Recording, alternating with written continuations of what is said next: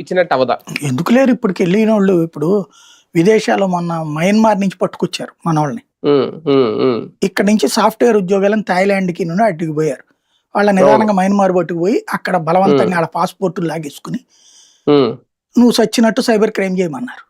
చచ్చినట్టు చేశారు. ఇప్పుడు వాళ్ళని తీసుకొచ్చారు కదా, వాళ్ళకి సైబర్ క్రైమ్స్ ఎట్ట చేయాలో తెలుసు.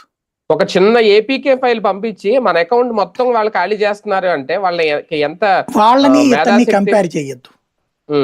ఇతను ఫిల్మ్ ఇండస్ట్రీ మీద పగబట్టాడు. అవును,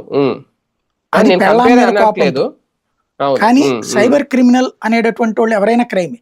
ఈవెన్ ఐబొమ్మ రవి కూడా క్రిమినలే. కాకపోతే అతను ఈ క్రైమ్ చేయటం వల్ల చర్చకు వచ్చింది ఈ అంశం. అంతవరకు రైట్, అంతవరకు నేను అనేది కంపేర్ చేయట్లేదు. వాళ్ళ కూడా ఇలాగా ఎంతో మేధాశక్తి ఉన్న మేధావులు అలా తప్పుదారి పడుతున్నారు కదా. అవకాశాలు రాకపోతే ఎవడైనా చెడిపోతాడండి. అవకాశాలు కల్పించాల్సిన బాధ్యత ప్రభుత్వాలది. అవును, రైట్. చూద్దాం. మొత్తానికి ఐబొమ్మ రవికి ఒక మంచి అవకాశం ఇచ్చిందా నిజంగా ప్రభుత్వం? అదే కనుక ఇస్తే ఆయన రిజెక్ట్ చేశారా? వద్దను